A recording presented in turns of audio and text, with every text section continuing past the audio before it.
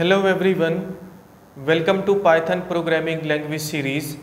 जहां आज की इस वीडियो से हम नेक्स्ट पाइथन प्रोग्रामिंग के कॉन्सेप्ट फंक्शंस इन पाइथन को स्टार्ट करने जा रहे हैं।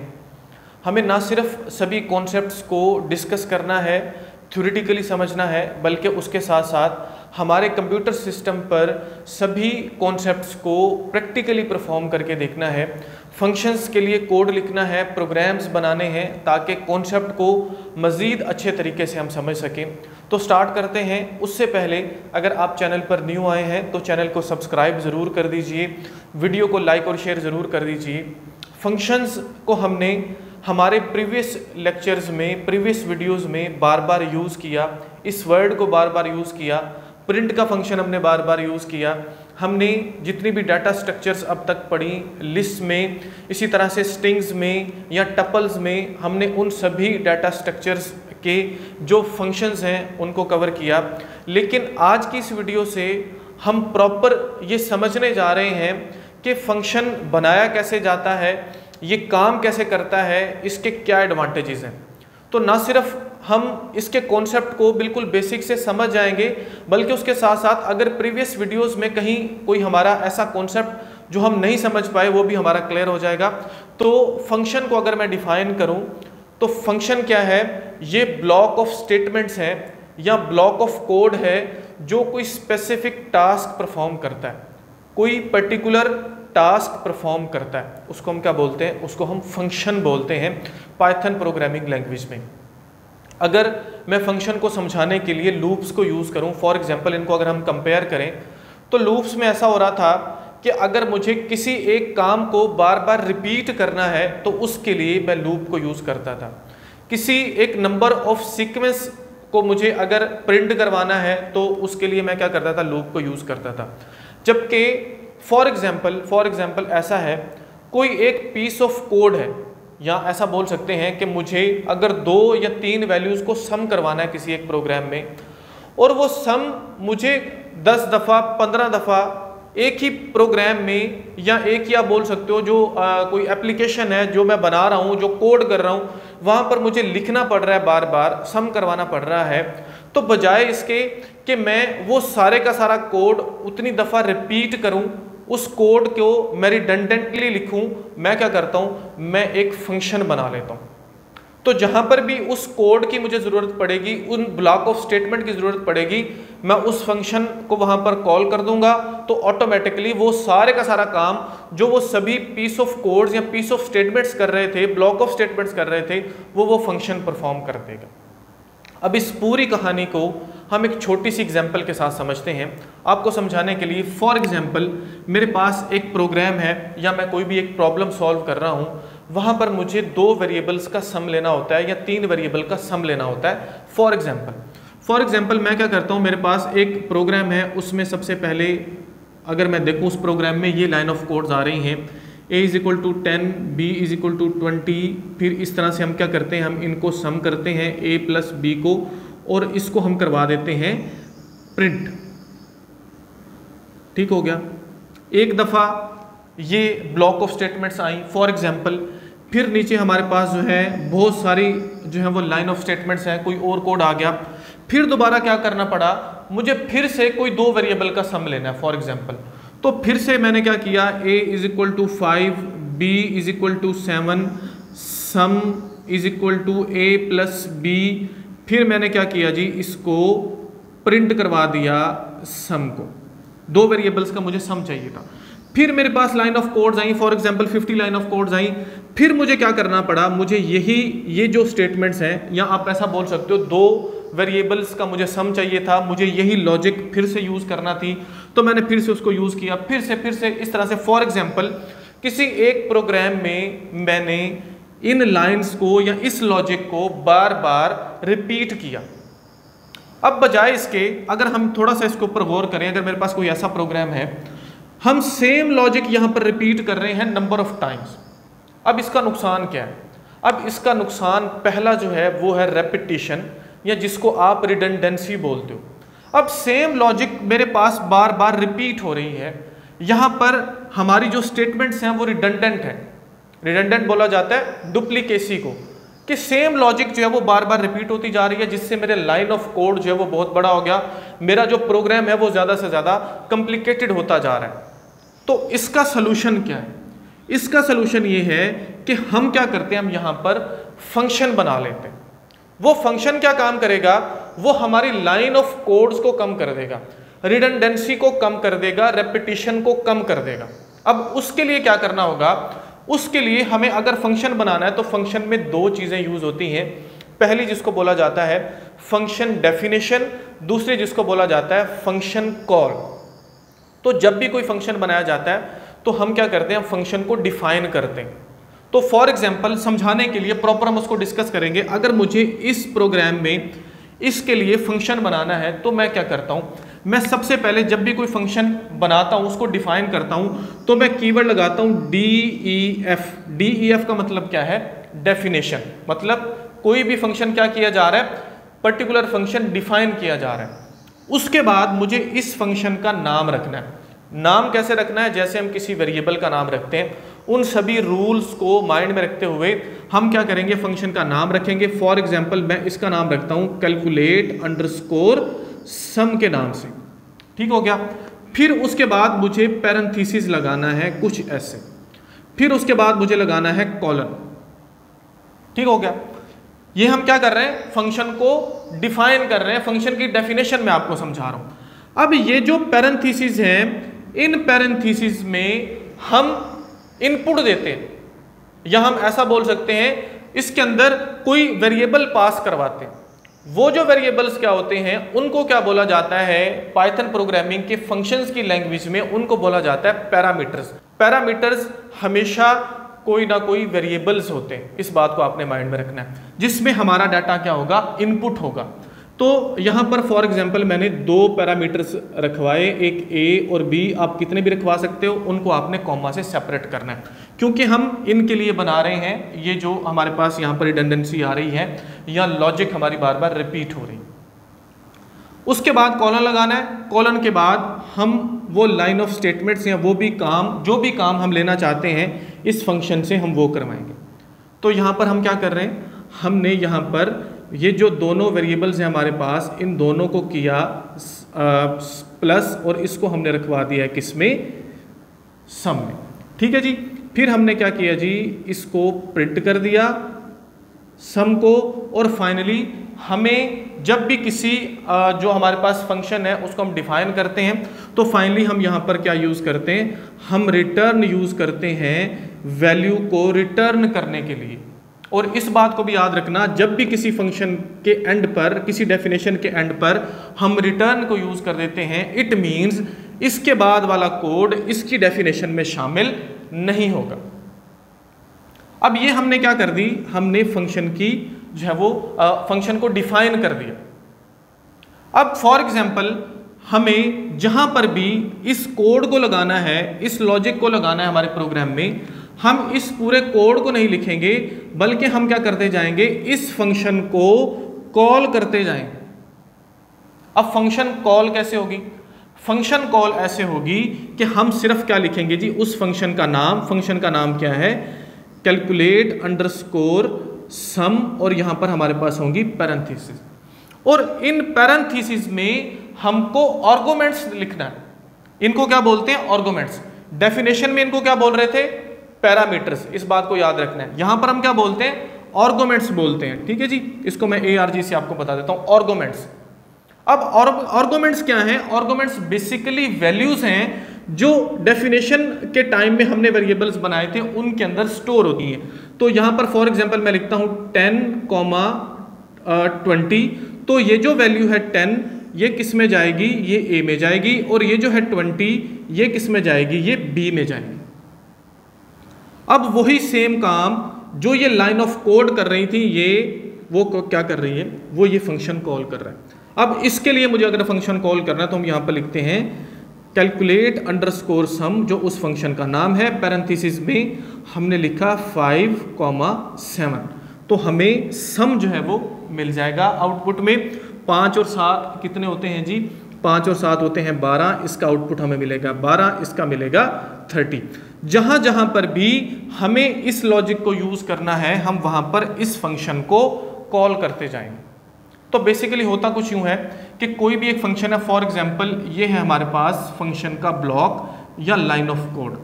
ये फंक्शन क्या करता है, ये कुछ ना कुछ आपसे इनपुट करवाता है और आपको क्या देता है, आपको आउटपुट देता है। ये क्या है, ये हमारे पास कोई पर्टिकुलर फंक्शन। अब ये जो इनपुट हम दे रहे हैं वो क्या है हमारे पास, वो है पैरामीटर्स, ठीक है। और यहां पर हमें फाइनली क्या मिलती है, कोई वैल्यू आउटपुट मिलती है, वही जिसको हमने रिटर्न करवाया। ये सारी कहानी है फंक्शन की। होपफुली आपको इस एग्जांपल से समझ आया होगा। हम जा रहे हैं इसके सिंटैक्स पर, आपको फिर से इसका सिंटैक्स मैं बताता हूं ताकि एक पूरी समरी आपके माइंड में जो है वो आ जाए, इसका एक पूरा कंक्लूजन हमें मिल जाए। हमें अगर जब भी किसी फंक्शन को बनाना है तो हम पहले फंक्शन को डिफाइन करते हैं, जिसको बोलते हैं फंक्शन डेफिनेशन। और इसके साथ साथ हम सारी टर्मिनोलॉजीज भी पढ़ेंगे, क्योंकि हमें प्रॉपर प्रोनाउंसिएट करनी आनी चाहिए चीज़ें अगर हम किसी भी प्रोग्रामिंग लैंग्वेज को पर काम कर रहे हैं, सीख रहे हैं। सबसे पहले नंबर पर हमने क्या करना है, हमने कीवर्ड लगाना है डेफ मतलब डेफिनेशन, उसके बाद फंक्शन का नाम, फिर उसमें हमने पैरामीटर्स देने, ठीक है। डेफिनेशन में पैरेंथेसिस में हमारे पास क्या होते हैं, पैरामीटर्स होते हैं। ये बेसिकली क्या होते हैं, ये वेरिएबल्स होते हैं जिसमें हमारी इनपुट स्टोर होती है। जैसे हमने यहाँ पर वेरिएबल ए और बी लिया, ये क्या है, ये पैरामीटर्स जो हैं ये वेरिएबल्स हैं। उसके बाद हमने लगाना है कॉलन, फिर हमने यहाँ पर सम वर्क मैंने लिखा हुआ है, मतलब वो स्टेटमेंट्स या कोई भी जो लॉजिक है वो हम यहाँ पर लगाएंगे। और फाइनली हम जो हमें आउटपुट वैल्यू है उसको क्या कर देते हैं, उसको हम रिटर्न कर देते हैं।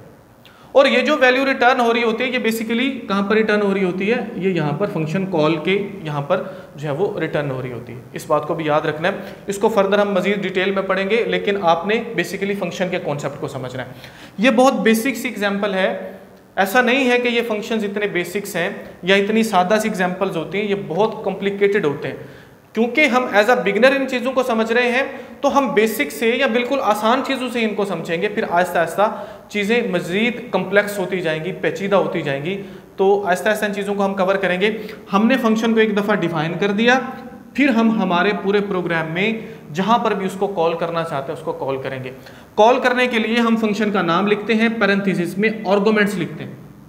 आर्गुमेंट्स क्या है, वैल्यूज़ हैं जो पैरामीटर्स में स्टोर होती हैं, ऐसा बोल सकते हो आप। फॉर एग्जांपल यहाँ पर लिखा 20, यहाँ पर लिखा 21, तो ये जो वैल्यूज़ हैं ये यहाँ पर स्टोर होंगी और फर्दर आगे जो स्टेटमेंट्स हैं उनके मुताबिक काम करेंगी और वैल्यू रिटर्न होके हमें मिलेगी। ये सिंपल सा हमारे पास मेथड है फंक्शंस को बनाने का, उनको डिक्लेयर करने का। होपफुली जो डेफिनेशन है और जो फंक्शन कॉल है ये आपको समझ आ गई होगी। ये होते हैं पैरामीटर्स, ये होते हैं आर्गुमेंट्स, इनको भी आपने माइंड में रखना है। अब हमें, जैसा कि मैंने इस एग्जांपल में आपको समझाया, हमने सिंपल यहाँ पर क्या किया, हमने यहाँ पर जो लाइन ऑफ कोड्स हैं उनको कम किया। तो हम ऐसा बोल सकते हैं, अगर कोई हमसे पूछे कि फंक्शंस जो हैं बेसिकली उनका सबसे बड़ा एडवांटेज क्या है, तो फंक्शंस का जो सबसे बड़ा एडवांटेज ये है कि हम रेपिटेशंस को, जो स्टेटमेंट्स की रेपिटेशंस हैं, कोड्स की रेपिटेशंस हैं, उनको ख़त्म करते हैं। रिडंडेंसी को ख़त्म करता है फंक्शन। फॉर एग्जांपल अगर मैं इंटरव्यू के लिए किसी भी ऑर्गेनाइजेशन में जाता हूँ, मेरे साथ 5 लोग मजीद जो है वो इंटरव्यू दे रहे हैं, या हम जो है कोई एक, हमें एक प्रोग्राम दिया जाता है कि आप क्या करो, इस प्रोग्राम को बनाओ पाइथन प्रोग्रामिंग लैंग्वेज में या किसी भी लैंग्वेज में। तो ऐसा हुआ कि 5 के 5 लोगों ने उस प्रोग्राम को बनाया, उसको एग्जीक्यूट कर दिया। अब उन 5 लोगों में से या 5 प्रोग्रामर्स में से अच्छा कौन सा प्रोग्रामर? अब एक ऐसा बंदा है जिसने ये लाइन ऑफ कोड, जैसे इसी की अगर मैं एग्जांपल लूँ तो उसने बार बार इसी लॉजिक को रिपीट किया। उसका जो प्रोग्राम है वो कंसिस्ट कर रहा है 450 लाइंस पर। और एक ऐसा प्रोग्रामर है जिसका जो प्रोग्राम है वो कंसिस्ट कर रहा है for example 90 line of codes पर। तो अच्छा कौन सा हुआ? अच्छा प्रोग्रामर वही है जो रिडंडेंसी को कम से कम रखता है या रिड्यूस करता है अपने प्रोग्राम्स में। तो इस बात को भी अपने माइंड में रखना है। अगर आप फ्यूचर में कभी जो है ऐसा आपके ऊपर टाइम आता है, आपको इंटरव्यू देते हो, तो आपने चीज़ों को रिडंडेंसी से बचाना है, आपने प्रोग्राम्स में रिडंडेंसी को कम करना है, आपने लाइन ऑफ कोड्स को कम करना है। अब मैं यहाँ पर फंक्शंस यूज़ कर पा रहा हूँ, कर सकता हूँ, लेकिन मैंने नहीं किया। तो ये मेथड्स जो है या ये अप्रोच जो है ये अच्छी अप्रोच नहीं है, इसीलिए हम फंक्शंस को यूज़ करते हैं। तो इस फंक्शन को ये जो हमने यहाँ पर बनाया हम प्रोग्राम में थाउजेंड्स ऑफ टाइम यूज़ कर सकते हैं, जितनी दफ़ा मर्जी वो सेम काम परफॉर्म करेगा, सिर्फ ये एक लाइन से डेफिनेशन के बाद इस फंक्शन हमें जहाँ जहाँ पर भी उस फंक्शन को यूज़ करना है हम वहाँ पर उस फंक्शन को कॉल करते जाते हैं। सिंपल सा इसका मेथड होता है।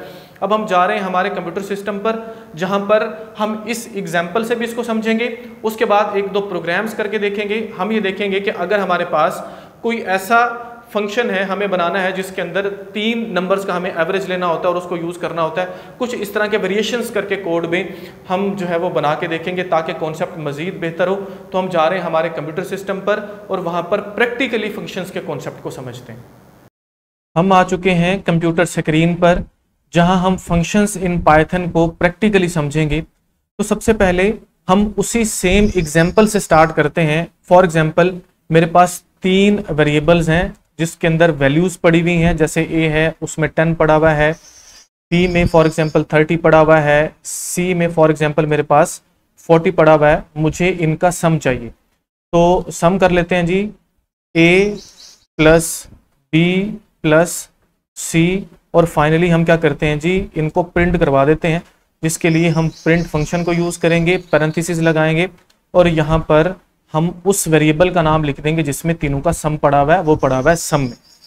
अब मेरे पास एक ऐसा प्रोग्राम है जिसमें ये जो सेम लॉजिक है, जहां पर मुझे 3 वेरिएबल्स का सम चाहिए होता है, ये फॉर एग्जांपल 5 टाइम यूज हो रही है।